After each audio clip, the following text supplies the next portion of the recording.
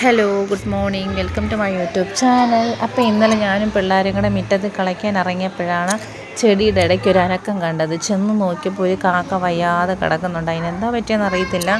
അടുത്ത് ചെന്ന് നോക്കിയപ്പോഴാണ് അതിൻ്റെ കാലിന് എന്തോ നല്ല മുറിവുണ്ട്. പറക്കാൻ പറ്റാതെ പാവം പെതുക്കെ വലിച്ചാണ് നടക്കുന്നത്.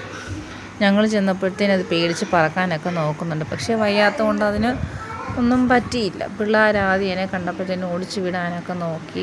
പറക്കാൻ പറ്റാതെ അത് വിഷമിക്കുന്ന കണ്ടപ്പോഴത്തേനും അവർക്ക് സങ്കടമായി. പിന്നെ ഒന്നും ചെയ്യാനൊന്നും പോയില്ല.